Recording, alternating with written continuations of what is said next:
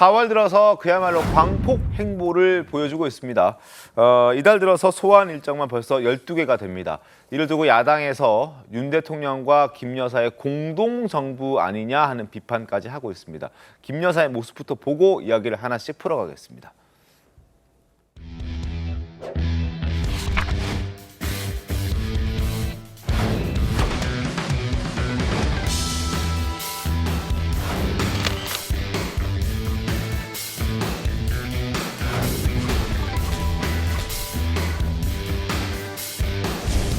한번 잡아봐도 돼요? 그럼요.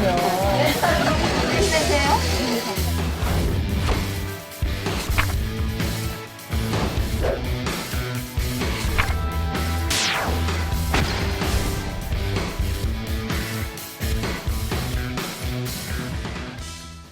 자, 김건희 여사의 공개 일정이 많아질수록 민주당의 공세도 더 거칠어지기 때문에 대통령실의 고민이 이만저만이 아닙니다. 자, 보시죠. 대통령실에서는 봄철이라서 행사 참가 요청이 늘어나고 있다. 아무래도 겨울보다는 더 늘어나겠죠. 코로나도 이제 거의 다 종식이 돼가고 있으니까요. 그래서 대통령을 대신해서 김 여사가 참석하고 있는 건데, 그런 건데 민주당에서는 조용한 내조를 약속하더니 정부 정책에 관여하는, 이건 월권이다 이렇게 얘기하고 있습니다. 민주당 목소리 직접 들어보시죠. 조용한 내조를 약속했던 김건희 여사가 이제는 점입과경의 요란한 내조로 본색을 드러내고 있습니다. 국가 주요 행사 때마다 윤석열 대통령은 배경으로 처리되고 김 여사가 중심이 되는 이해할 수 없는 사진들이 대통령실 홈페이지를 도배하고 있습니다. 대체 대한민국 국민이 뽑은 대통령은 누구입니까? 누가 이 나라의 대통령입니까? 지금이라도 이 부속실을 만들어 대통령 부속비서관실이 여사를 보좌하는 지금의 기형적 시스템을 원상복구해야 합니다. 더 이상 김건희 여사는 대통령 기둥 뒤에 숨어 꼼수를 쓰지 말기 바랍니다. 자, 역대 영부인들은 다 영부인의 역할을 했습니다. 김정숙 여사도 과거 이런 역할들을 했었고, 그런데 왜 유독 민주당에서는 김건희 여사만 움직이면 이렇게 지적을 하는 건지 어떻게 좀 보십니까? 저도 좀 답답한데요. 사실은 지금 김건희 여사께서 요란한 행사를 다니는 건 아니에요. 대부분 소외되고, 그리고 전 정부에서 제대로 못 챙긴, 또 이제 장애인이 됐든지 아니면 지역 행사 이런 데 조용히 다니고 있는데, 이게 언론에서 보도를 많이 해요. 그러니까 아무래도 관심이 높고 그러다 보니까 이게 이제 요란한 행사처럼 보이는데, 사실은 전 정부에서도 이런 일이 많이 있었죠. 전 정부에 비해서 오히려 조용한 내조에 가깝다. 왜냐하면 지금 많은 국민들이 기억하시겠지만 김정숙 여사께서는 그 당시에 인도의 타지마할 같은 경우에 대통령 전용기를 타고 가셨어요. 그 당시에 인도는 타지마할 행사에 문체부 장관 정도 왔으면 좋겠다고 그러는데 굳이 영부인 가겠다고 해서 간 거거든요. 그런가 하면은 또 2019년입니까? 체코 방문 같은 경우는 거기에 문재인 대통령이 거기 갈 이유가 없어요. 왜냐하면 외교적으로 카운터파트인 체코 대통령이 사실 이스라엘 방문 중이었는데 나중에 가서 여러 가지 이제 뒷말이 나왔는데, 당시에도 김정숙 여사의 의지가 상당히 반영이 됐다 이런 얘기가 있었거든요. 그러니까 거기에 비하면 지금은 조용한 내조고 크게 문제될 게 없는 이런 건데도 불구하고 자꾸 공격하는 것인데, 저는 정치적으로 자꾸 이제 약한 부를 자꾸 이제 공격하는 것은 맞다고 그러지만, 우리가 지금 민생이 굉장히 어려운 상태고 남북 문제도 그렇고 외교적으로 아주 첨예한 이런 상황에서 자꾸 이런 가십성 이런 문제를 자꾸 침수 봉대해서 정파적으로 당력적으로 자꾸 공격하는 것은 적절치 않다. 그래서 어디까지나 지금 대통령으로 제대로 이제 인정하고 대선을 승복했다면 당연히 부인께서도 여러 가지 행사에 조용히 가서 참석하고 또 국민들을 위로하고 하는 것들은 당연히 해야 될 일 아닌가, 저는 그렇게 봅니다. 네, 다니시는 것을 뭐라 하는 것은 아닙니다. 충분히 다니실 수 있다고 저는 봅니다. 하지만 대통령께서 제2부속실을 없앤다고 했었을 때 무슨 의미를 없앤다고 한 거였나요? 이렇게 대통령실을 같이 공유하기 위해서 없앤다고 하신 게 아니지 않습니까? 조용하고 그냥 아내로서의 역할만 한다고 했기 때문에 2부속실이 필요 없다, 이렇게 말씀하신 거잖아요. 그러면 거기에 맞게 하든지, 아니면 지금 민주당에서는 2부속실 되려 우리가 설치하라 그래요. 민주당에서는 제발 설치해서 공식적으로 이것을 좀 일을 하시더라도 지금 대통령실에서 저는 엊그저께 어떤 사진 보니까 의전 비서관이 오히려 그 김건희 여사 행사에 옆에 서 있어요. 의전 비서관이 할 일인가요, 그게? 저는 좀 그런 부분에서 좀 비판은 충분히 받아들이셔야 된다고 하고 또 며칠 전에 보도를 보면 대통령의 요청으로 국정 파트너다라고 지금 얘기가 나왔어요. 그런 얘기가 나온 건 뭡니까? 우리가 김건희 대통령 뽑은 거 아니지 않습니까? 윤석열 대통령을 뽑은 거지. 그리고 윤석열 대통령 인정하죠.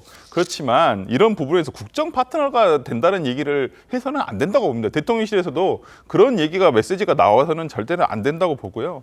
좀 그런 부분에서 저는 공개 행보에 대해서는 뭐 그렇게 저는 절차와 그 다음에 규정에 있는 대로 그리고 투명하게 한다면 저는 뭐 거기에 대해서 얘기하고 싶지는 않습니다. 그렇지만은 최근에 김건희 여사의 어떤 그 발언들 특히 뭐 정책과 관련한 발언들, 그다음에 프랑스 외교부 장관을 만나서 어떤 뭐 임기 내에 뭘 하겠다. 아니 본인의 임기가 있는 것은 아니에요. 윤석열 대통령의 임기가 있는 것이지. 그렇기 네. 때문에 그러한 메시지를 전파하는 데 있어서도 조금 더 세심한 주의를 기울여줬으면 좋겠다라고 생각합니다.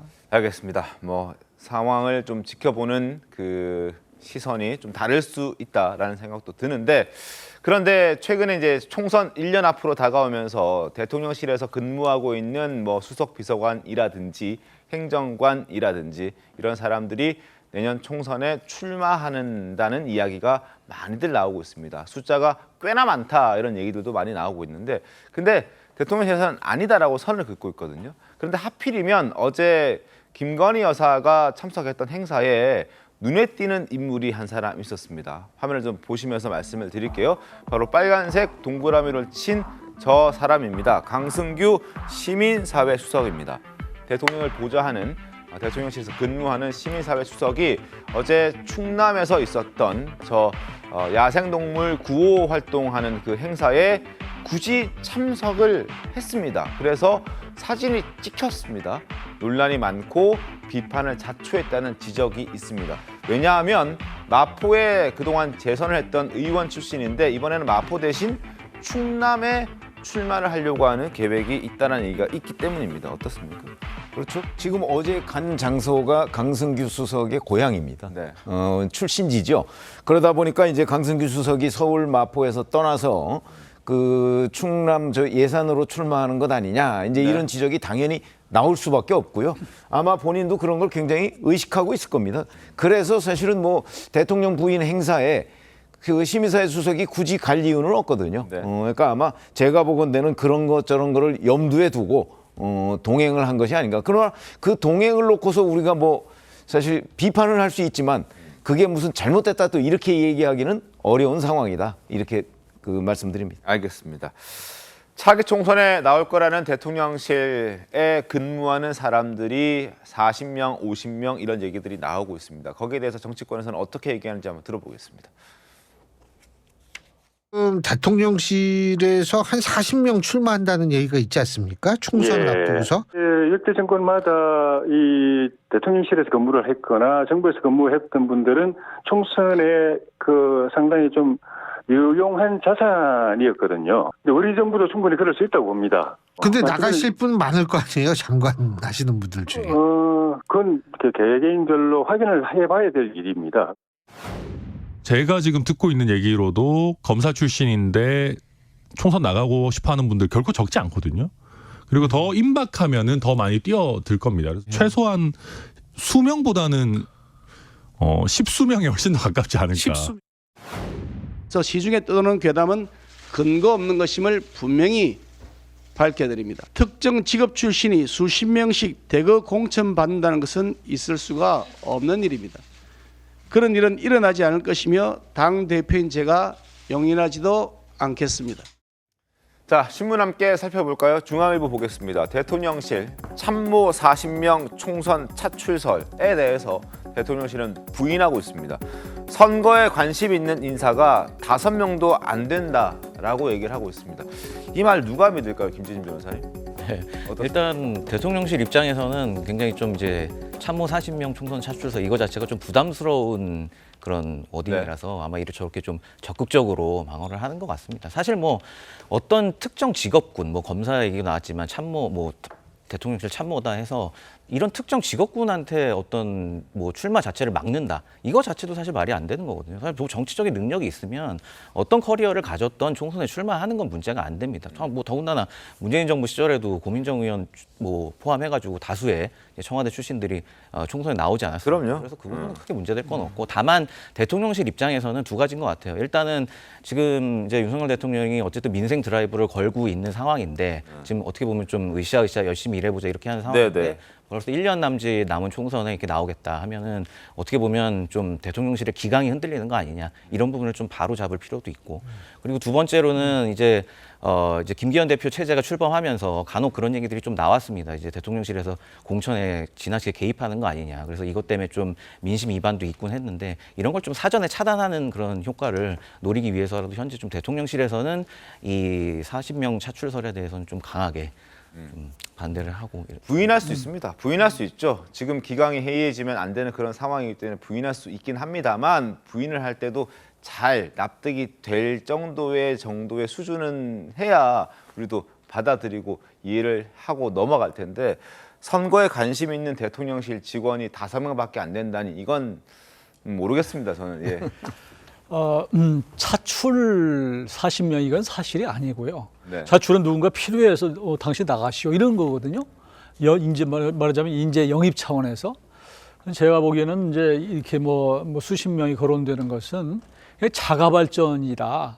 저는 그렇게 봐요. 근데 이제 그게 행정관이든 수석이든 내각에 있던 분들이 그런 분들이 앞으로 자신의 정책 거취를 어떻게 할 것이냐 이런 부분을 갖고 고민을 하는 분들이 꽤 있을 거예요.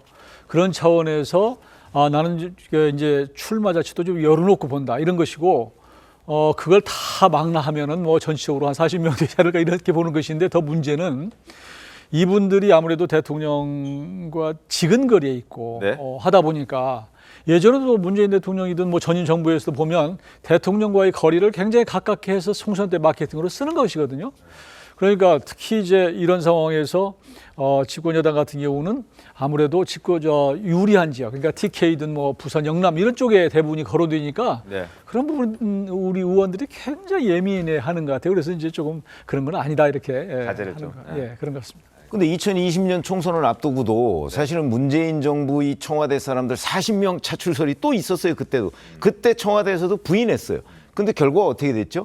뭐 40명까지는 몰라도 거의 육박한 근접한 네네. 숫자가 총선에 출마했던 것으로 알고 있고 지금 똑같은 현상이 나오는 거예요. 근데 이게 뭐가 문제냐면 사실은 청와대나 대통령실이나 거기 가서 5년 내내 근무하지 않아요. 네. 대개의 경우 1, 2년 근무하고 나오죠. 들어갈 때부터 이 사람들은 정치를 할 생각으로 들어갑니다. 그러니까 말씀하신 대로 차출이 아니고 본인들이 원래부터 거기 가서 그 경력을 바탕으로 총선이나 지방선거나 이런 데 나가려고 하기 때문에 어찌 보면 청와대든 대통령실이든 거기에 있는 참모들이 총선이나 지방선거에 나가려고 한다는 사실은 그건 뭐 부인할 이유도 없고 실제 부인하면 자칫하면 거짓말이 될 가능성이 더 높다 이렇게 봅니다. 알겠습니다.